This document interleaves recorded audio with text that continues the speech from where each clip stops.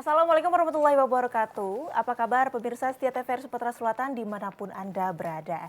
Senang sekali rasanya saya, Mas Ayu Rizika Fathia, dapat kembali hadir menjumpai Anda. Kali ini dalam program kesayangan kita, Suara Sriwijaya. Dan seperti biasa, kurang lebih selama 60 menit ke depan kami akan mengajak Anda untuk membahas topik yang memang lagi hangat-hangatnya diperbincangkan. Dan kali ini kita akan membahas seputar migrasi TV digital Indonesia. Seperti yang kita tahu bahwasannya sudah lebih dari berpuluh-puluh tahun siaran TV analog membersamai kita, membantu kita untuk mendapatkan informasi-informasi aktual.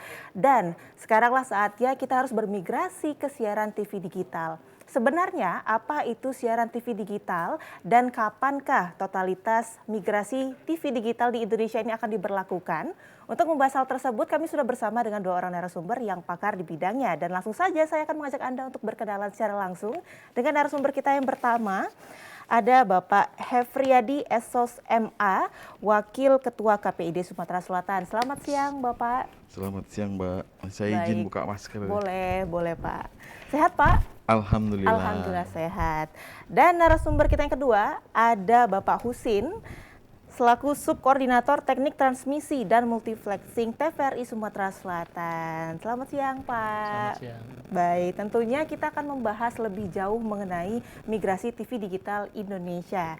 Namun sebelum kita memulai dialog pada hari ini, terlebih dahulu saya ingin mengajak pemirsa yang ada di rumah untuk berkontribusi langsung bersama kami melalui line telepon kami di 0711 311 454 dengan tema Migrasi TV Digital Indonesia. Baik, mungkin pertama-tama saya ingin memulai dialog ini menuju ke Bapak Hefriyadi terlebih dahulu ya Pak ya. Boleh ya Pak Husin ya? Baik Pak, seperti yang saya ungkapkan di awal, sebenarnya ini masyarakat tuh masih banyak sekali yang belum mengerti apa itu siaran TV digital. Ini boleh dijelaskan terlebih dahulu. Iya, terima kasih. Yang pertama ini kan soal asumsi ya, asumsi masyarakat tuh digital ini kadang dianggap internet ini adalah bagian dari digital begitu ya. Ini dalam tanda kutip kalau dalam dunia penyiaran digital itu ya perpindahan teknologi dari analog ke digital begitu ya. Kalau kita hari ini difokuskan pada konteksnya adalah televisi hari ini. Nah harusnya tahun ini sudah selesai tapi karena kita mengalami pandemi kemudian ada kebijakan dari pusat, tahun depan itu sudah harus bermigrasi semua televisi ke digital gitu ya. Nah KPID posisinya sampai hari ini kita masih mengacu kepada Undang-Undang 32 tahun 2002, lalu yang kedua adalah Undang-Undang Cipta Kerja, di mana di dalam pasal 60A itu sudah disebutkan bahwa ya terjadi pergeseran dari televisi analog ke digital dan itu diwajibkan karena ini adalah perintah dan amanah undang-undang. Nah, konteksnya hari ini orang masyarakat terutama saya melihat ya di Sumatera Selatan memang banyak belum tahu karena sebetulnya yang bisa bersosialisasi di sini sebetulnya Dinas Kominfo begitu ya. Tupoksinya adalah di sana. Lalu kita itu bisa berdampingan kalau kami bicara dalam konteks kontennya saja. Karena di KPID sendiri, di KPI sesuai amanat undang-undang itu terbagi menjadi tiga bidang perizinan gitu ya. Pertama perizinan, lalu kedua soal pengawasan isi siaran, lalu ketiga kelembagaan. Nah mungkin bidang saya, kebetulan saya di kelembagaan, ini bagian salah satu sosialisasi yang seperti ini begitu ya. Tapi konteksnya kita bicara dalam konteks konten itu. Nah, yang jadi persoalan adalah masyarakat di Sumatera Selatan mungkin tidak banyak paham soal apa sih digital. Kenapa sih harus dipindahkan ke digital? Ini kan masyarakat awam nggak paham soal ini gitu ya. Ya paling tidak sekilas ini adalah program pemerintah di mana negara-negara luar itu sudah bermigrasi semua digital. Indonesia ini kategori yang telat gitu ya, kategori yang terakhir. Tapi kita sudah berupaya tahun depan harus selesai. Nah, televisi digital ini sendiri sebetulnya memang kalau dalam konteks keperpindahan teknologinya dia memang lebih jernih, lebih bagus. Kenapa harus bermigrasi dari analog ke digital? Karena frekuensi di analog yang digunakan oleh televisi hari ini terlalu besar, terlalu banyak. Sehingga kalau ini digunakan oleh televisi, televisi semua di 700 MHz itu, maka sayang sia-sia. Maka dipersempitlah. Jadi 700 MHz ini bisa digunakan untuk jaringan telekomunikasi Telekomunikasi seperti yang lain. telepon Ya. gitu-gitu ya. Baik. Itu digunakan untuk itu. Nah, maka Indonesia mau bermigrasi dari analog ke digital supaya frekuensi ini bisa digunakan untuk kepentingan yang lain. Nah, televisi di frekuensi di digital ini itu di 112 MHz itu bisa dipakai untuk beberapa stasiun TV. Nah, sehingga memang luar biasa gitu ya pengurangan itu. Nah, ini yang digalakkan oleh pemerintah kita supaya frekuensi itu bisa digunakan semaksimal mungkin untuk hal-hal yang memang ya nanti mungkin kita akan bisa langsung menikmati 5G gitu ya, jaringan telekomunikasi karena slot frekuensinya sudah lebih luas karena sudah sudah diberikan kepada telekomunikasi itu. Baik, Pak. Nah, sekarang saya ingin beralih ke Pak Husin, Pak. Nah, kalau untuk kesiapan dari tim penyiaran transmisi TVRI Sumatera Selatan sendiri bagaimana, Pak? Baik, untuk transmisi digital, sesungguhnya TVRI untuk siaran digital sudah jauh sebelumnya. Contohnya yang di Palembang ini sudah bersiaran digital sebenarnya sejak 2013, Pak. 2013. Tapi karena masyarakat kan belum terlalu berminat atau belum ada yang arahnya menyaksikan TV digital itu. Jadi sebenarnya TVRI jauh lebih siap. Untuk secara nasional kita sudah 125 lokasi yang sudah bersiaran digital. Untuk Sumatera Selatan yang sudah bersiaran digital ada 2, Pagar Alam dan Palembang. Pagar Alam itu akhir 2020. Ya, jadi di masyarakat Pagar Alam sudah menyaksikan TVRI digital dengan isi 4 konten, TVRI nasional, TVRI lokalnya, TVRI Sumsel, TVRI Budaya, sekarang TVRI World istilahnya, dan satu lagi adalah TVRI Sport. Baik, Pak. Namun ini kan sekarang masih banyak sekali masyarakat yang masih menggunakan TV analog, istilah TV tabung dan sebagainya. Nah, ini bagaimana sih caranya agar masyarakat ini bisa mendapatkan siaran digital tersebut? Cara mendapatkan siaran TV digital itu, yang pertama pastikan dulu bahwa di lokasi itu ada pemancar TV digital. Ya, contohnya seperti yang saya sampaikan tadi di Palembang, silahkan arahkan antena ke kampus. Sedangkan yang di Pagar Alam, silahkan arahkan antena ke Desa Kerinjing. Di sana ada pemancar kita. Nah, setelah itu, bagi yang jaraknya jauh dari lokasi pemancar itu, silahkan menggunakan antena outdoor. Tapi yang dekat cukup indoor saja. Nah, dari kelebihan yang dapat disaksikan oleh masyarakat itu sebenarnya kalau digital itu seperti disampaikan oleh Modi ya, bersih gambarnya, jernih suaranya, dan canggih teknologinya. Jadi memang kita berharap bahwa digital ini segera berjalan itu. Terima kasih. Baik, nah mungkin saya ingin beralih kembali ke Bapak Hefriadi ya Pak ya. Tadi kan Bapak sudah menyinggung bahwasannya tentang peraturan-peraturan sudah ditetapkan pemerintah untuk diberlakukannya migrasi siaran TV digital ini. Nah, ada tidak perbedaan dari segi peraturan antara pada saat siaran analog dengan siaran digital tersebut? Ya, kalau migrasi analog ke digital sebetulnya kalau di Undang-Undang 32 tidak ya. Kita memang sampai hari ini masih digarap revisi. Jadi acuannya adalah tentang Undang-Undang Cipta Kerja, di mana ada tentang telekomunikasi di pasal 60A itu disebutkan bahwa televisi sudah harus tahun depan, harusnya tahun ini ya Pak ya, tahun ini karena COVID, karena kesian masyarakat harus beli alat set-top box tadi gitu ya, enggak ini akhirnya diminta di tahun depan itu sudah harus selesai semua. Jadi kita mengacu ke Undang-Undang Cipta Kerja. Nah, kalau di kami tidak, P3SPS-nya pun masih sama. Jadi P3SPS itu pedoman peraturan penyiaran, standar program siaran itu acuan kami untuk menegur lembaga penyiaran yang dianggap melanggar. Jadi acuan kami tetap itu. Mungkin di sini kami lebih menekankan ke depan gitu ya, pada peningkatan tata kelola. Kalau saya tahun depan, ya ini kita lagi proses pemilihan Pak. Saya habis di Desember ini, mudah-mudahan kalau terpilih lagi gitu ya bisa melaksanakan ini, karena saya menyusun di tahun depan itu adalah peningkatan tata kelola penyiaran. Salah satunya adalah peningkatan SDM di lembaga penyiaran. Sekarang persoalannya adalah kita kasihan gitu loh. Kalau ini TV-nya sudah jernih, kemudian gambarnya sudah bagus gitu ya. Kita sudah beli alat hari ini gitu ya. kemudian kontennya sama aja dengan TV analog. Nah, maka kita tingkatkan, adanya peningkatan SDM ini salah satunya adalah untuk bisa menciptakan bahwa dari yang baju lama sekarang sudah baju baru gitu ya. Jadi kita soal attitude dan perilakunya yang harus kita tekankan. Masa kontennya itu aja, lucu-lucuannya model kayak gitu, beritanya gitu-gitu aja, maka harus ditekankan. Misalkan kalau TVRI, mungkin TVRI karena ini adalah lembaga penyiaran publik, maka dia harus mementingkan betul-betul kepentingan publik. Misalkan soal pemberitaan, pemberitaan tidak hanya bicara soal seremonial saja yang diliput, tapi implementasi kebijakan pemerintah daerah itu juga harus dikritisi. Misalkan kalau memang dianggap tidak berjalan, misalkan gitu kan.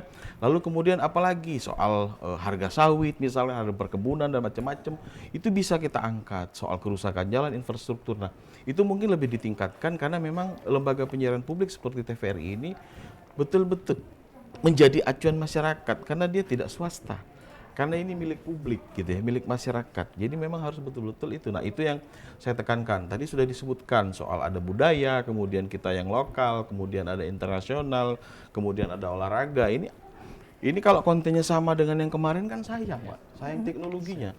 Karena cost untuk broadcast ini sangat tinggi sekali gitu ya.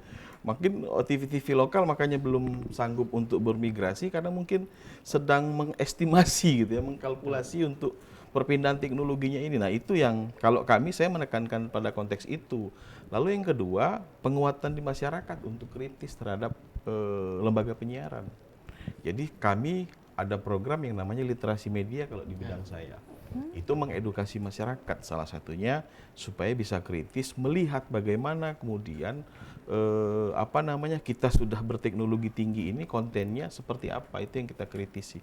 Kalau masih bicara soal seputar gosip, saya pikir untuk apa gitu. Sudah teknologi mahal-mahal gitu ya.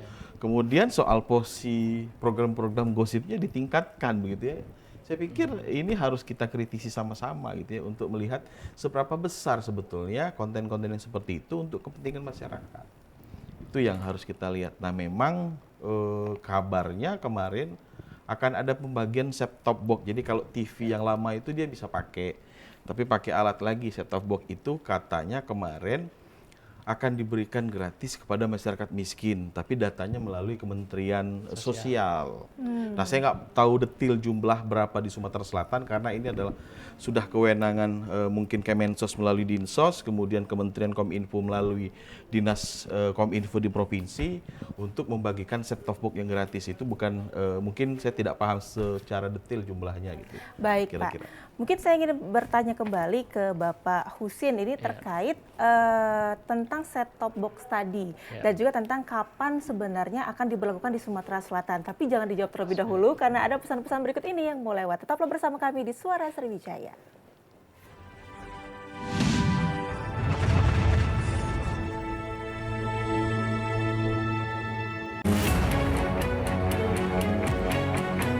Pandemi COVID ini kita jadikan momentum untuk melakukan percepatan transformasi digital. Era TV digital ini sudah di depan mata. Yang penting untuk masyarakat itu kualitas siarannya bagus, bagi industri televisi itu sendiri atau penyiaran itu sendiri, agar segmentasi pasarnya nggak tergerus.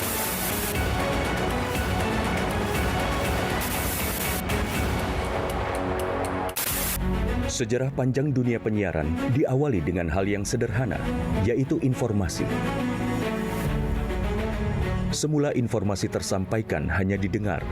Seiring waktu perkembangannya, informasi tidak hanya dapat didengar, melainkan dapat dilihat asal kejadian informasi itu melalui pesawat televisi. Pada tahun 1925, berdirilah Radio Batavia bentukan Hindia Belanda dalam menguasai informasi dan menjadi alat propaganda pada masa penjajahan di Indonesia. Melalui siaran yang terjadi pada tahun 1933, dipelopori oleh KGPAA Mangkunegoro ke-7 dengan mendirikan Solos Radio Vereniging atau SRV di Solo, dan di Yogyakarta berdiri Radio Mafro. Siaran SRV untuk melawan siaran hiburan budaya barat dengan siaran kebudayaan asal Jawa Indonesia yang siarannya sampai seluruh Hindia Belanda. Dan sejak tahun itulah menjadi tonggak sejarah penetapan Hari Penyiaran Nasional. pada tahun 1945, lahirlah Radio Republik Indonesia dan di mana teks proklamasi tersiarkan ke pelosok negeri yang menyatakan Indonesia merdeka. Sejarah dari dunia televisi adalah pada tahun 1962, di mana TVRI sebagai televisi pertama Indonesia yang mengudara dan menyiarkan langsung pembukaan Asian Games keempat di Indonesia. Hingga saat ini, Hari Siaran Nasional telah menginjak masa 88 tahun sebagai saksi dunia penyiaran Indonesia.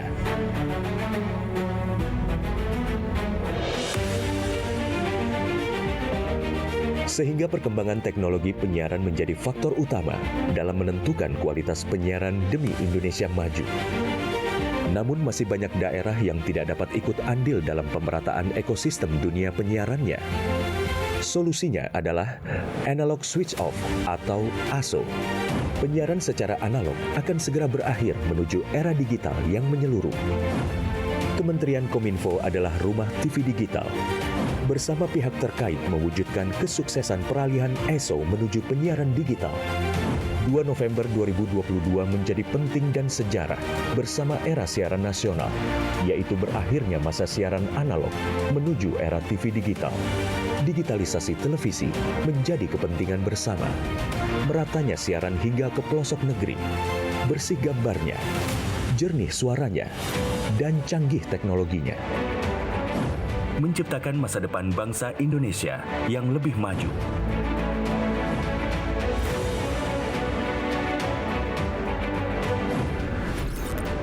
Halo semuanya, aku Modi, maskot TV Digital Indonesia. Aku akan membantu semua orang menuju migrasi TV digital. Di mana? Di siarandigital.id dan call center 159. Ayo semuanya, dukung migrasi TV digital.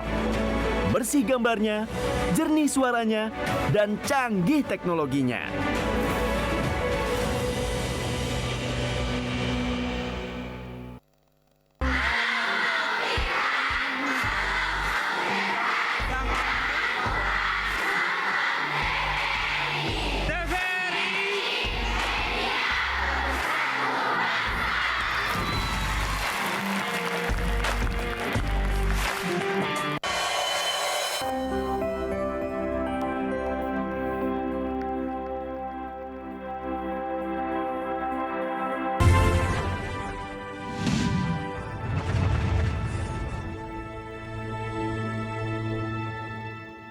Terima kasih Anda masih bersama kami di Suara Sriwijaya, masih dengan tema yang sama, Migrasi TV Digital Indonesia. Kami kembali mengajak Anda untuk berkontribusi langsung bersama kami melalui line telepon kami di 0711-311-454 dan masih dengan narasumber yang sama, yaitu Bapak Hefriadi Estos MA dan juga Bapak Husin. Mungkin melanjutkan pembicaraan kita yang tadi ya Pak ya, mengenai set-top box. Dan juga bagaimana cara membedakan masyarakat di rumah itu TV di rumah tuh jenisnya analog atau sudah digital seperti itu? Baik, jadi pastikan dulu kita cara mencari TV digital itu sinyalnya. Yang saya sampaikan tadi bahwa kita pastikan di lokasi itu sudah ada pemancar digital, contohnya Palembang.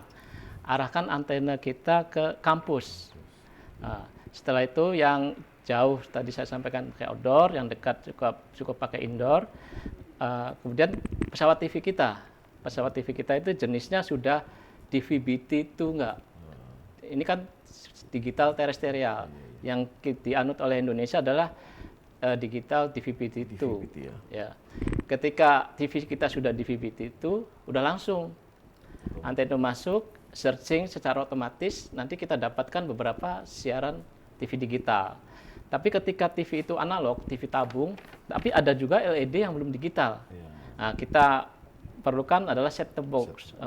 Jadi dari antena itu masuk ke alat STB, set-top box, terus outputnya antenanya ke TV, terus di situ kita bisa hubungkan ke AV.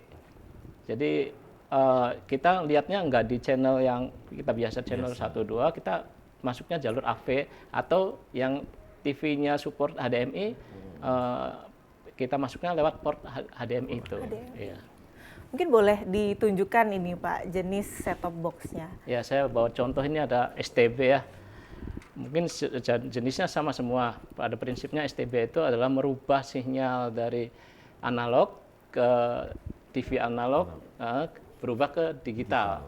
Jadi ada 3 kabel, biasanya ini kabel CVBS atau kita kenal RCA, video kuning, LR audio, kita masukkan ke TV monitor. Ada yang outputnya HDMI, bisa masuk ke belakang port HDMI. Setelah itu power dihidupkan, kita carinya source-nya itu ketika CVBS, pilih CVBS. Ketika portnya yang kita pakai HDMI, kita pilih di monitor tuh port HDMI. Maka secara otomatis sudah masuk. Kita cari jalur AV. Kita buka searching, kalau TV yang udah bagus, secara otomatis dapat itu beberapa siaran digital. Jadi sederhana sekali sebenarnya prinsipnya. Alat ini banyak model, banyak merek. Saya sarankan yang sudah sertifikasi Kemkominfo ya, karena memang pasti dapat digunakan. Baik. Karena sudah diuji coba itu. Baik Pak. Nah, namun ini pasti masyarakat juga bertanya-tanya. Tadi kan sudah dikatakan disinggung bahwasannya pemerintah akan memberikan subsidi untuk pada target sasaran yang tepat lah, katakan seperti itu. Nah, kalau untuk di pasaran sendiri sekarang sudah bisa didapatkan secara mudah kah atau bagaimana ini Pak? Memang ketika booming digital, TV terestrial ini banyak yang mencari. Di pasaran mungkin kosong, tapi saya yakin di online masih udah banyak. Sudah banyak. Udah banyak ya. Harga di sekitar 200, 250. Ya. Oh, berarti cukup terjangkau lah untuk dipakai seumur hidup, katakanlah seperti itu ya Pak ya? Iya, sampai TV analognya rusak ya. Kira-kira gitu. Baik. Nah, kemudian kalau untuk di Sumatera Selatan sendiri ini sudah mulaikah atau belum Pak untuk migrasi TV digital ini sendiri? Migrasi sebenarnya lagi-lagi kita sampaikan 2013 sudah. TVRI sudah bersiaran secara digital, cuma masyarakat kurang paham ketika ada batas ASO di 2 November 2022, maka masyarakat ini disiapkan waktu untuk berubah dari analog ke digital. Ini pemerintah menyiapkan waktu ini agar masyarakat dapat menyesuaikan diri. Jadi masyarakat itu nggak beli TV analog lagi Pak. Di pasaran udah kita cari TV digital. Untuk tahapannya Pak, mungkin di Sumatera Selatan ini ada berapa tahap tuh? Sesuai dari turunan Perkominfo berdasarkan Undang-Undang Cipta Kerja, masalah ASO itu, Sumatera Selatan ada 2 tahapan Pak. Yang pertama itu tanggal 30 April 2022, itu untuk wilayah Palembang, Sumatera Selatan 1, berikutnya Sumatera Selatan 2, 3, 4, 5, 6, Lubuk Linggau, Prabu Mulih, Batu Raja itu di 25 Agustus 2022. Artinya saat tanggal itu berlaku, analog sudah off, tidak ada lagi siaran analog. Baik. Betul. Mungkin kita sapa terlebih dahulu penonton yang ingin bergabung. Halo, selamat siang. Selamat siang. Dengan siapa di mana? Saya Sinta Rauli di Palembang, di Bukit. Baik Ibu, silakan pertanyaannya. Ini saya mau tanya karena kabar-kabarnya semua harus pakai box ya itu. Jadi gimana kalau tanpa box itu, apakah siarannya masih bisa terdengar atau sama sekali nggak bisa? Karena untuk membeli box itu kan berarti harus mengeluarkan dana lagi. Hanya itu, terima kasih. Baik, terima kasih Ibu Sinta dari Palembang. Mungkin ini boleh dijawab? Siapa yang dijawabnya? Ya, coba mungkin. Jadi set-top box itu diperlukan ketika TV penerima kita itu TV analog, TV tabung atau TV LED yang belum berkriteria DVB-T2. Jadi ketika TV-nya sudah LED, DVB-T2, otomatis dapat menangkap siaran digital. Jadi yang memerlukan STB hanyalah TV analog itu. Baik, jadi hanya TV analog nanti akan dibeli saja STB-nya, disambungkan nanti akan bisa merasakan manfaat dari siaran digital. Baik, kemudian saya ingin beralih ke Bapak Hefriadi. Pak, mengingat bahwasannya nanti setelah diberlakukannya TV digital, otomatis akan banyak sekali channel-channel baru bermunculan, konten-konten baru bermunculan. Nah, untuk pengawasannya sendiri, ini bagaimana? Pastinya perlu usaha ekstra. Apakah nanti akan dibentuk tim atau bagaimana, Pak? Ya, kalau kemarin kan hasil Rakornas ini juga jadi salah satu rekomendasi kita ya dari pusat kemarin. Jadi kita tuh rapat kerja nasional seluruh KPID di Indonesia. Itu salah satu rekomendasi dari Rakornas itu adalah soal pola pengawasan TV digital. Nah, kalau sampai hari ini masih modelnya seperti yang kemarin, makanya memang kemarin sempat ada isu apakah dibentuk satgas dan segala macam, tapi ternyata hasilnya setelah dikaji dengan banyak argumentasi, kita masih menggunakan model yang lama pengawasannya. Cuman memang persoalannya hari ini KPI pusat saja belum memiliki alat untuk pengawasan TV digital gitu ya. Memang sekarang sedang kemarin juga sudah studi banding ke beberapa negara luar melihat bagaimana pengawasan di sana. Nah, kalau di kita juga di Sumatera Selatan kita memang punya alat yang 24 jam memantau semua stasiun TV lokal gitu ya. Nah, hari ini ketika sudah digital kita nggak bisa masuk ke ranah itu. Paling hanya menerima aduan dari masyarakat yang memang masyarakat itu sudah menggunakan dan menangkap televisi digital. Nah, itu bisa kita proses, kita tindak gitu ya. Tapi kalau sampai hari ini kita masih pengawasannya masih analog. Mudah-mudahan tahun depan kita juga sudah memiliki alat untuk memantau siaran televisi digital, karena tahun depan sudah digital semua, kita mau ngawasin apa kalau masih analog gitu kan? Betul sekali. Nah, kemudian ada yang menarik perhatian saya nih Pak. Bapak berkata bahwasannya ada unsur lah masyarakat yang harus ikut mengawasi. Nah, saya tertarik dengan satu hal, dengan orang tua, tidak usah jauh-jauh. Tentunya nanti pasti banyak sekali konten-konten yang tidak bisa lah kita hindarin. Anak-anak pasti lebih aktif ya Pak ya menonton televisi karena orang tuanya bekerja seperti itu. Nah, ini dengan keberadaan TV digital ini bisa tidak sih sebenarnya orang tua dari jarak jauh dari kantornya memonitor siaran-siaran yang boleh ditonton anaknya dengan yang tidak seperti itu, Pak? Ya, kalau untuk seperti itu aktivitasnya sama begitu ya, menonton ketika memang orang tua juga punya kalau istilah kerennya itu Pak smart TV gitu ya. Nah, jadi kalau penjelasan soal DB tadi agak ini kan mungkin masyarakat awam nggak tahu, tapi di toko-toko itu kalau ditanya smart TV yang mana gitu kan. Nah, kalau misalkan di rumah ada smart TV, kemudian orang tuanya juga ada smart TV, ya mungkin bisa melihat tayangan-tayangan yang baik atau tidaknya di di televisi itu. Tapi saya yakin kan ini kan berbeda dengan media sosial gitu ya, YouTube misalkan, Netflix dan lain-lain, karena memang kalau itu kan diawasinya melalui undang-undang ITE gitu ya. Nah, kalau ini lembaga penyiaran, kami memang masih bertugas untuk mengawasi ini. Jadi memang mereka itu dalam tanda kutip ini lembaga penyiaran itu sudah sadar untuk beberapa hal untuk tidak melanggar P3 SPS. Baik, menyinggung dengan Bapak tadi bilang bahwasannya ada smart TV, ada analog TV, digital TV, Android TV. Itu sebenarnya apa perbedaannya? Mungkin saya ingin menuju ke Pak Husin, tapi jangan dijawab terlebih dahulu karena ada pesan-pesan yang berikut ini. Tetaplah bersama kami di Suara Sriwijaya.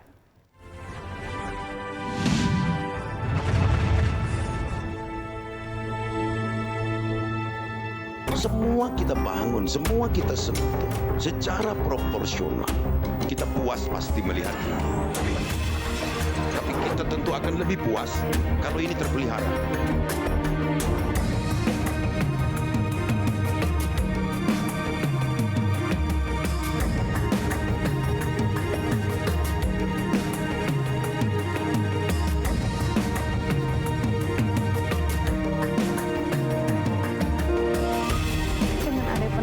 Dari Palembang ke Lubuk Linggau benar-benar ngebantu Nian, cuma 1 jam mau sampai.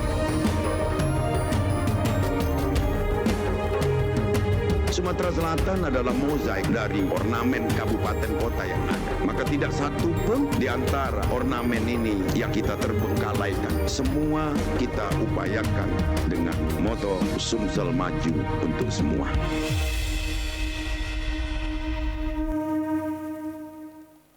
Di masa-masa pandemi kayak gini, jangan lupa untuk rajin cuci tangan ya, Pak.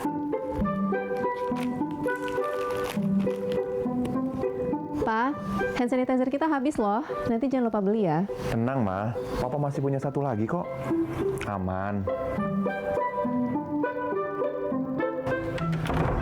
Hai sayang. Pak, jangan lupa jaga jarak ya, Pak. Iya, kalian berdua belajar ya? Iya. Ya udah, belajar yang benar ya. Iya. Papa tinggal dulu ya.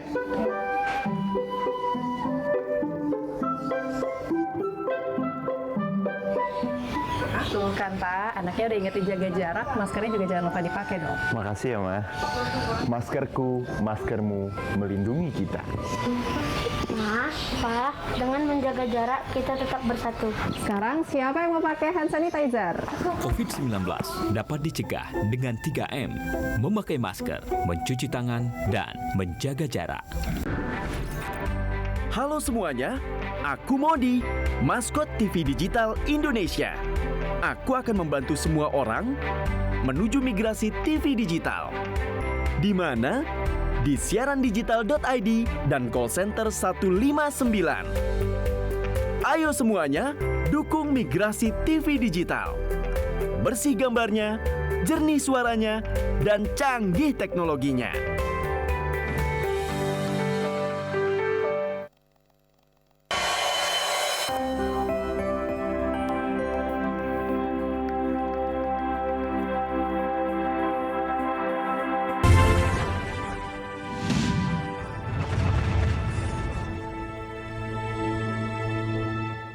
Terima kasih Anda masih bersama kami di Suara Sriwijaya, masih dengan tema dan juga narasumber yang sama, Migrasi TV Digital Indonesia. Kami kembali mengajak Anda untuk berkontribusi langsung bersama kami melalui line telepon kami di 0711-311-454. Baik, melanjutkan perbincangan kita yang sempat terpotong ya Pak Husin ya. Tadi sudah disebutkan, sudah disinggung oleh Bapak Hefriyadi bahwasannya ada Smart TV. Namun di kalangan kita juga banyak istilah lain, yaitu ada Android TV dan lain-lain. Itu sebenarnya perbedaannya apa sih Pak? Jadi TV itu pada dasarnya ada dua yang sifatnya untuk monitoring secara terestrial, ada yang Smart TV. Smart itu kan pintar, jadi dia sifatnya sudah touchscreen pertama. Yang kedua adalah dia dapat berhubung dengan internet, dihubungkan internet secara wifi ataupun langsung LAN-nya. Jadi itulah kelebihannya. Nanti di Smart TV ini dia update terus, ketika ada siaran digital baru dia auto searching, atau dapat digital baru. Kita nggak tahu, kalau TV yang lama kan kita harus setting lagi, cari lagi. Jadi itulah kelebihan dari Smart TV. Nah, berarti apakah dengan misal sudah ada nih pemirsa di rumah sudah ada Smart TV, Android TV, apakah mereka perlu menambahkan STB ini atau tidak nih? Smart TV sifatnya sudah ada di DVB-T 2. Cuma masalahnya lagi-lagi kita ini kan terestrial, artinya harus menggunakan antena. Nah, jadi siaran digital terestrial adalah sistem penyiaran yang dilakukan oleh pemancar dengan dibawa oleh modulasi gelombang radio melalui sinyal UHF. Nah, untuk Palembang sendiri sebagai informasi, TV pemancar digital kita 5.000 watt. Jadi 5 kW jangkauan, sekitar radius 30 km persegi garis lurus ya. Jadi saya juga sudah cek ke teman di Prabu Mulih, penerimaan dengan antena yang cukup sudah dapat diterima dengan baik. Oh, seperti itu. Jadi kalau Smart TV dia tidak perlu lagi set-top STB box ya lagi, Pak ya? Tapi tetap pakai antena ya Pak ya? Tetap pakai antena. Nah, berarti kalau misalnya yang di rumah sudah ada berlangganan parabola dan juga TV-TV berlangganan lainnya yang ditawarkan di pasaran, itu berarti tergantung jenis TV-nya ya Pak ya. Lagi-lagi harus menggunakan antena seperti itu. Baik, nah mungkin saya beralih ke Bapak Wakil Ketua KPID nih Pak. Nah, tadi saat iklan tadi kita sempat berbincang-bincang nih Pak terkait dengan konten-konten kreator yang ada di YouTube dan lain sebagainya. Akankah nantinya konten kreator lokal kita itu bergabung dalam siaran TV digital ini Pak? Ya, salah satu manfaat dari migrasi analog digital ini mungkin memang akan ke depan seperti itu gitu ya. Jadi konten kreator YouTube itu mungkin ke depan akan paham P3SPS juga. Selama ini nggak paham soal P3SPS gitu ya. Mereka harus memahami kalau selama ini bebas saja bikin konten gitu ya. Hari ini mereka harus paham. Kenapa? Nanti soalnya stasiun TV yang memang tidak sanggup untuk produksi, mereka akan menggunakan pihak ketiga, PH-PH. Mungkin ada yang kecil sifatnya, ada yang skala yang besar mungkin kan. Nah, di sinilah anak-anak muda lokal gitu ya, mungkin yang memang selama ini fokus menjadi konten kreator begitu ya, kemudian mereka sekarang sudah bisa produksi kemudian ditayang di televisi, artinya tahapannya sudah naik gitu ya. Kalau di YouTube kan tidak ada yang maksud saya menseleksi secara detail begitu ya, bahwa ini nggak boleh, ini nggak tidak begitu ya. Tapi kalau di kita kan sudah ada, kita ada LSF juga gitu ya, lembaga sensor film. Ketika dalam konteks film, kemudian di televisi, stasiun TV sudah paham, semua sudah ngerti soal P3SPS, standar program siaran. Maka konten-konten kreator ini yang nanti akan mensupport lembaga-lembaga penyiaran lokal yang memang dikategori mungkin tidak sanggup untuk memproduksi sendiri, maka pakai pihak ketiga tadi ya, ini masuk ke wilayah itu, mereka sudah harus membatasi. Oh ini nggak boleh loh, ini sampai ke sini. Penyebutan kata ini nggak boleh, penyebutan kalimat ini nggak boleh. Jadi sudah memang melihat itu. Kemudian ada bahasa-bahasa yang memang mengundang konflik, itu nggak boleh. Maka mereka nanti lama-kelamaan akan sadar. Jadi kita berbalik. Mungkin ke depan hari ini media sosial yang ramai seperti YouTube dan lain-lain itu ke depan mungkin tidak lagi, ketika sudah semua digital. Ini pandangan saya begitu ya, mungkin tidak lagi. Kenapa? Karena nanti sudah beralih ke TV digital semua penontonnya. Saya pikir nanti kejayaan televisi ini akan kembali lagi seperti kemarin gitu ya, ketika ini sudah digital dan konten-konten kreator tadi sudah memang tarafnya lebih ke profesional, mereka sudah paham aturan gitu ya, sudah ada standar broadcast-nya mungkin nanti kan gitu. Berarti ada kemungkinan dong Pak, bosannya sekarang masyarakat yang berlangganan dengan TV-TV, berlangganan lah katakan seperti itu ya, akan menurun dan beralih ke digital itu sendiri. Ya salah satu free to air ya Pak ya. Free to air itu ya gitu kan. Karena kita tidak bayar kan. Kalau berlangganan kan bayar gitu ya. Iya betul. Nah karena memang di dalam Undang-Undang 32 ada 4 macam gitu ya, 4 jenis lembaga penyiaran publik ini TVRI, kemudian RRI, di daerah sekarang sudah ada juga lembaga penyiaran publik lokal, misalkan radionya misalkan gitu ya. Lalu lembaga penyiaran swasta kita udah tahu semua kan, SCTI, Metro TV, kemudian TV One dan lain-lain begitu ya. Radio juga seperti itu, macam-macam, ada Momea, Trax, kemudian yang lain-lain gitu ya, Elita dan macam-macam. Nah lalu yang ketiga ada lembaga penyiaran komunitas. Nah salah satu lembaga penyiaran komunitas yang ada di Indonesia yang memang berizin gitu ya, salah satunya ada Masjid Agung. Masjid Agung itu memiliki televisi komunitas, memang lingkup komunitas itu sendiri. Lalu yang keempat berlangganan. Nah ini yang berlangganan ini mungkin dengan adanya analog ke digital ini ya, mungkin karena beragam kan, TVRI saja sudah 4 hari ini gitu ya. Belum nanti TV swasta gitu ya, perizinannya mungkin nanti melalui proses, ada peluang usaha dibuka, rame pasti gitu ya. Nah artinya nanti mungkin yang berlangganan akan mulai sudah menurun begitu ya. Baik. Memang saya tidak punya data yang detail gitu, tapi kalau ngelihat dari situasi hari ini ada kemungkinan seperti itu. Ada kemungkinan. Dan berjayalah kembali. Iya, televisi di Indonesia. Baik, ini saya ingin beralih ke Pak Husin. Pak, untuk tadi kita sempat juga berbincang tentang faktor-faktor ASO. Nah, ini mungkin boleh dijelaskan nih kepada masyarakat. Jadi ASO itu ada beberapa faktor yang menunjang keberhasilannya. Yang pertama adalah infrastruktur. Jadi Kominfo bersama TVRI, khususnya lembaga penyiaran publik, itu sedang melaksanakan proyek DBS, Digital Broadcasting System, akan merubah dari transmitter, studio juga untuk ke arah digital 4K. Jadi ini sedang berjalan Pak. Jadi beberapa seluruh Indonesia sedang berjalan survei ini. Jadi memang ASO ini, proyek DBS ini ada pertama coverage analog itu digantikan menjadi coverage digital. Artinya infrastruktur TVRI yang ada, transmisinya seperti di Sumatera Selatan ini ada 10 lokasi. Ini akan diganti semua peralatannya menjadi transmitter digital. Jadi yang sudah mulai persiapan pembangunan ada contohnya di Muara II. Kita dapat lahan bantuan dari Pemda dan segera dibangun pemancar digital. Lagi-lagi ini kan masyarakat yang diuntungkan. Yang kedua adalah masalah ekosistem. Jadi masyarakat itu sudah dibiasakan oleh suasana digital kelengkapan digital. Baik, kita jeda terlebih dahulu ya Pak ya. Halo. Baik, terputus Pak.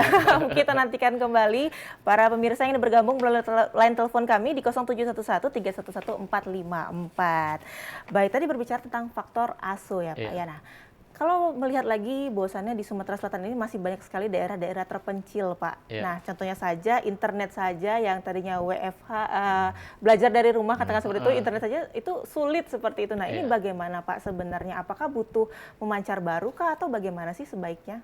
Ya, jadi kan saya sampaikan tadi bahwa transmisi di Sumatera Selatan ini ada 10 lokasi. Ada di Lahat, Lubuk Linggau, peralatan masih analog semua. Saya yakin pemerintah melalui tahapan-tahapan yang dijadwalkan sudah mulai mempersiapkan untuk mengganti pemancar-pemancar tersebut. Jadi di tanggal ASO 2 November 2022 itu diharapkan memang Sumatera Selatan sudah digital semua. Baik, semoga juga amin ya. Semoga pemerintah juga menonton dan bisa ikut langsung menyelenggarakan hal tersebut ya Pak ya. Baik, mungkin saya ingin beralih ke Bapak Wakil Ketua KPID Pak. Pak, kemudian kalau misalnya kita bicara lagi tentang kelebihan dari siaran TV digital itu, tentunya di balik kelebihan ada sesuatu lah yang mungkin dikhawatirkan sebagai tim pengawas nih. Apa tuh Pak kira-kira? Ya, kalau soal kekhawatiran sampai hari ini enggak itu ya, tidak spesifik karena kita bagian mengawasi, karena kita juga perizinan bukan di kita lagi sebetulnya, di kementerian semua hari ini, di Kementerian Kominfo. Jadi kita ini cuma merekomendasikan saja untuk perpanjangan izin sama atau penerbitan pembuatan lembaga penyiaran baru. Jadi kalau kita melihat dalam konteks konten ke depan bagaimana sih sebetulnya yang dikhawatirkan kita tuh nggak kebeli alat untuk pengawasan itu kalau hari ini, kalau anggarannya nggak ada gitu kan. Nah, mudah-mudahan kalau ada ya saya pikir nggak begitu tidak begitu ada yang dikhawatirkan soal ini, karena memang semua sudah tertata, sudah diatur gitu ya, regulasinya ada jelas. Jadi memang tidak ada persoalan gitu ya. Kalau saya melihat itu tidak begitu, mungkin tetap ada ya celah-celah kekurangan, tapi saya pikir tidak begitu besar gitu ya untuk dalam konteks pengawasan hari ini gitu. Baik, itu dari segi pengawasan. Kalau misalnya dari segi teknisnya nih, karena kan dari transmisi penyiaran yang menjalankan nantinya. Kalau dibandingkan dengan siaran analog, Pak, kira-kira nih yang mungkin lebih terkait dengan gangguannya sendirilah, itu yang analog atau yang digital, Pak? Jadi digital itu satu frekuensi beberapa channel. Ya, itu kita masuk ke dalam peralatan multiplexing. Jadi perlu diketahui juga bahwa TVRI sebagai lembaga penyiaran publik ditunjuk melalui undang-undang sebagai pelaksana multiplexing. Itu secara otomatis, tidak melalui seleksi. Ketika swasta memang harus diseleksi infrastruktur atau sebagainya. Dari multiplexing ini kita berharap TV-TV lokal yang memiliki IPP, izin penyelenggara penyiaran itu dapat bergabung ke salah satu penyelenggara MUX. Nah, di TVRI bisa, ada TV swasta yang sudah bergabung di kita. Diharapkan juga ketika sistem digital ini berjalan, di masyarakat tumbuh pembuat konten. Jadi ini peluang usaha benar. Jadi ketika IPP-nya memiliki IPP, contohnya penyiaran kesehatan. Jadi ada masyarakat yang membuat konten kesehatan bisa menjual produknya itu ke TV yang memiliki IPP tersebut. Jadi itulah, jadi secara teknis lebih menguntungkan. Daya jangkauan lebih luas karena pemerataan, Pak. Ketika 5.000 watt, TV yang bergabung di situ juga ya 5.000 watt. Jadi lebih banyak pemerataan. Dan kemungkinan untuk hilang sinyal kresek-kresek seperti itu lebih kecil ya Pak ya. Lebih kecil, baik. Kemudian Pak, ini saya ingin bertanya nih. Pemerintah kan memang akhir-akhir ini sering kali menggerakkan migrasi TV digital. Sebenarnya kenapa sih kita itu harus beralih ke TV digital? Ini urgensinya di mana? Ya, itu yang saya katakan di awal tadi, bahwa memang slot frekuensi untuk TV analog ini cukup besar gitu ya Pak. Sehingga harusnya ini bisa digunakan frekuensi yang slot yang besar ini bisa dimanfaatkan untuk kepentingan yang lain, salah satunya adalah telekomunikasi misalkan di awal. Nah, maka kita pemerintah mewajibkan dan menginginkan untuk migrasi televisinya dari analog, khususnya televisi dari analog ke digital. Kalau hari ini kan soal televisi dulu gitu ya, sehingga sisa frekuensi yang digunakan itu bisa digunakan untuk tadi telekomunikasi. Lalu kemudian nanti jaringan telekomunikasi kita bisa 5G itu bisa 5G. Merata semua 5G gitu kan. Hari ini ya 4G saja sudah, 4G sudah lumayan, apalagi kita pakai 5G ya yakin cepat gitu. Jadi memang kepentingannya bukan kepentingan komersial gitu ya, tapi ini adalah kepentingan publik, sehingga frekuensi memang betul-betul bisa digunakan untuk hal yang lain gitu loh, sehingga peningkatan teknologi tadi yang disampaikan soal infrastruktur tadi ya tersampaikan begitu ya, memang betul-betul bisa dipakai untuk masyarakat umum gitu. Baik, kita akan kembali melanjutkan dialog kita pada siang hari ini, tapi terlebih dahulu kita saksikan jeda yang berikut ini. Tetaplah bersama kami di Suara Sriwijaya.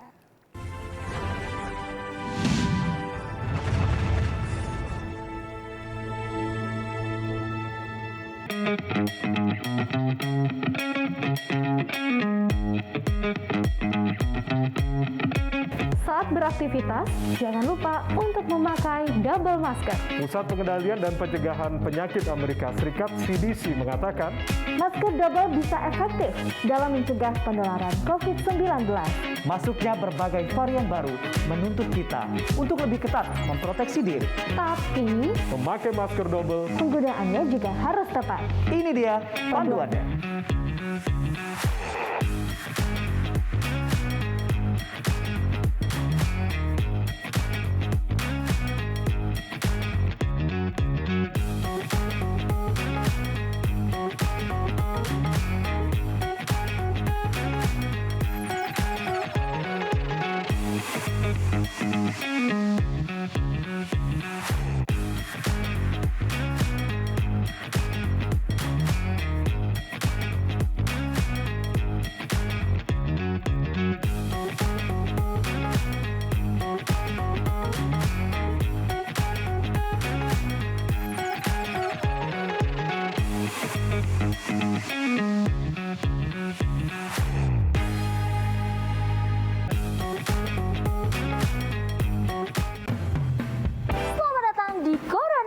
Fashion Show.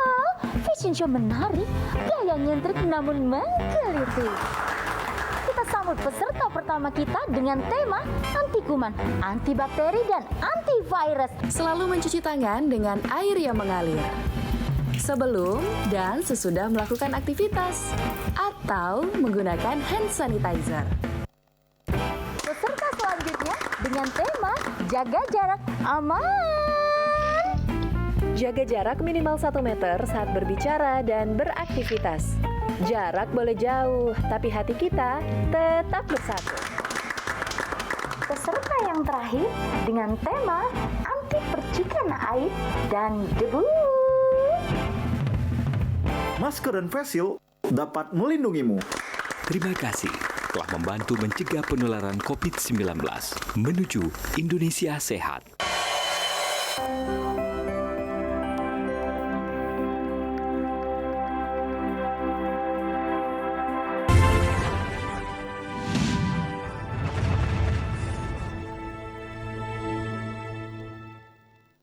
Terima kasih Anda masih bersama kami di Suara Sriwijaya. Masih dengan tema yang sama, Migrasi TV Digital Indonesia. Kami kembali mengajak Anda untuk berkontribusi langsung bersama kami melalui line telepon kami di 0711311454.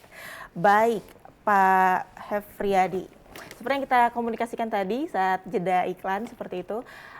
Ini kan sebagai badan pengawas sendiri nih, kira-kira menurut pandangan Bapak sendiri kesiapan masyarakat dalam menerima peralihan antara analog dan juga digital ini sudah seberapa siap?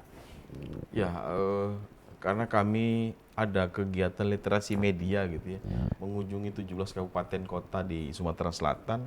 Ketika kita singgung soal digital, apa itu Pak? Kira-kira makanan apa kan digital ini? Nah ini jadi ya akhirnya kita juga ikut mensosialisasikan ya, karena kita bagian dari itu juga, kita menyampaikan bahwa bukan persoalan kejernihan yang saja yang kita terima, tapi ini lebih manfaatnya lebih besar saya bilang. Kenapa? Dan kita juga bisa inilah semangat Undang-Undang 32 adalah diversity of content begitu ya. Salah satunya adalah keberagaman isi ini. Inilah juga salah satunya bagaimana kemudian nanti ini bisa diimplementasikan dan bisa dinikmati masyarakat. Jadi masyarakat beragam gitu, banyak yang bisa menikmati ini. Nah, ketika disinggung soal itu mereka hari ini masih terlena. Nanti ketika sudah 2 November tahun depan, ketika sudah tidak ada lagi siaran analog, nanti baru protes. Baru nanti, wah ini kok nggak bisa lagi kami nonton sinetron ini, berita-berita ini gitu kan, kira-kira gitu kan. Ini yang kita takutkan hari ini gitu ya. Tapi kalau di beberapa daerah, karena memang mungkin sosialisasinya cukup gencar gitu ya, terutama di Jawa, ini mereka sudah beberapa sudah sadar dan sudah, ya bagi yang ekonomi menengah ke atas, mereka sudah beralih ke smart TV tadi salah satunya, karena kan banyak manfaatnya, ada internet segala macam gitu. Nah bagi di daerah kan ini nggak paham soal set top box tadi kan, nggak ngerti mereka soal ini belinya mau di mana. Nah maka ini salah satunya juga bisa kita sosialisasikan, mungkin bisa bekerja sama dengan pihak penyedia ini, kita bisa dengan harga yang bervariasi, atau nanti gubernur juga menekankan kalau mau masuk Sumatera Selatan jangan tinggi-tinggi harganya gitu kan. Nah, itu nanti kita sampaikan dengan Pak Gubernur sama dengan DPR juga gitu ya. Bahwa ada kesepakatan ketika masuk Sumatera Selatan kasih harga miring dong masyarakat biar bisa menikmati dan bisa terjangkau harganya gitu. Saya sih melihat ke sana karena memang hari ini masyarakat belum sadar karena masih menganggap sekarang sudah ada internet, dianggap tidak perlu, padahal nanti ke depan saya ngelihat 3 tahun ke depan sudah mulai berkibar lagi televisi. Betul. Saya pikir sudah mulai, anak-anak muda juga udah pasti mau nonton ini karena tontonan seperti di YouTube gitu ya sudah tidak menarik lagi misalkan gitu ya, karena mereka sudah standar. Hari ini ketika kami sosialisasi literasi media, yang ditanya bukan soal televisi Pak. Jadi yang ditanya soal gimana Pak internet ini lah, bukan kapasitas kami kalau internet. Iya kan, kami siaran yang memiliki frekuensi dan kami mengawasi televisi dan radio. Kalau internet nggak tahu. Internet pakai undang-undang ITE saya bilang, nggak bisa ke undang-undang 32. Oh gitu ya, jadi artinya masyarakat memang mengeluhkan persoalan tayangan-tayangan di YouTube gitu ya, di media sosial gitu ya. Karena mereka tidak bisa menjangkau ini. Nah saya bilang kalau di kami lembaga penyiaran, acuannya ada, aturannya ada. Jadi kalau televisi, radio dianggap memang melanggar, kami bisa melakukan tindakan dan memberikan sanksi. Bahkan sampai penutupan program itu ketika memang sanksi-sanksi dari KPI diabaikan. Betul, dan lagi-lagi bahwasannya streaming TV dan juga TV digital itu berbeda ya berbeda, Pak ya. Streaming beda ya. Ya betul sekali. Nah mungkin saya ingin beralih ke Pak Husin. Pak, kalau dari tim TVRI sendiri sejauh ini sudah dilaksanakan dari tahun 2013, kendala-kendala apa saja yang mungkin pernah ditemui selama mencoba untuk berlangsungnya siaran digital tersebut? Kendala mungkin relatif tidak ada ya, karena transmitternya sudah bagus. Yang perlu saya sampaikan bahwa untuk penyesuaian peralihan dari analog ke digital ini, TVRI Sumatera Selatan khususnya pemancar di Palembang masih simulcast, artinya siaran analog berjalan juga siaran digital. Jadi masyarakat dikasih kesempatan untuk beralih. Nah, tapi ketika tanggal 30 April batas akhir ASO Sumatera Selatan 1, maka analog akan mati. Jadi hanya dapat diterima TV digital dengan menggunakan STB. Baik, mungkin ini tidak terasa sudah hampir 60 menit kebersamaan kita. Mungkin boleh diberikan kesimpulan berupa sosialisasi ke masyarakat juga, mungkin dimulai dari Bapak terlebih dahulu. Ya, saya mengharapkan bahwa masyarakat memang sudah mulai berpikir dulu ya, kalau hari ini mungkin di awal Januari sudah harus membeli gitu ya, membeli paling tidak kalau tidak mau berganti TV ya beli set top box tadi, kemudian kalau memang ada rezeki gitu ya bisa berganti ke smart TV sehingga bisa menikmati siaran siaran-siaran digital ini, dan memang sangat bervariatif sekali begitu ya. Jadi tidak membayar, cukup membeli alat ini dulu untuk awal ini sehingga bisa ini dinikmati. Jadi mau nggak mau harus dan wajib membeli alat ini ketika memang tidak bisa membeli smart TV. Nanti kalau sudah tidak ada siaran analog lagi, baru nanti pada protes. Nah, maka dari sekarang sudah dipersiapkan seperti yang disampaikan dengan Pak Husin tadi, bahwa ya April untuk wilayah Sumatera Selatan di tahap 1 sudah harus off, tidak ada lagi begitu ya. Jadi memang masyarakat sudah paling tidak nabung lah, karena rata-rata harganya 150 sampai 300 ribu ya Pak ya. Di online banyak begitu ya, mungkin bisa browsing dulu hari ini, dicari gitu ya, bukan promosi merek tapi harga gitu ya. Bervariasi, saya pikir bisa menabung dulu 50 ribu satu bulan gitu ya, di Januari baru bisa beli ini kan lumayan, saya pikir bisa menikmati. Syukur-syukur nanti dapat yang gratis. Amin. Dari pemerintah ya dari Pak ya. Pemerintah. Baik, mungkin boleh ditambahkan ini Pak Husin. Jadi migrasi dari analog ke digital itu adalah keniscayaan. Artinya ini perkembangan teknologi. Kita kalau masih nggak mau akan tertinggal dari negara-negara lain. Tetangga kita aja udah 2020 udah selesai. Eropa apalagi 2005 sudah selesai. Jadi lagi-lagi saya harapkan masyarakat siap menerima. Ini penghematan frekuensi untuk internet broadband, juga untuk frekuensi penanggulangan bencana. Kira itu. Baik, terima kasih atas waktunya Bapak Hefriadi Esos MA, Wakil Ketua KPID Sumatera Selatan, dan juga Bapak Husin selaku Subkoordinator Teknik Transmisi dan Multiplexing TVRI Sumatera Selatan. Semoga kita bisa berjumpa lagi di lain kesempatan dan tetap sehat karena masih masa pandemi juga ya Pak ya.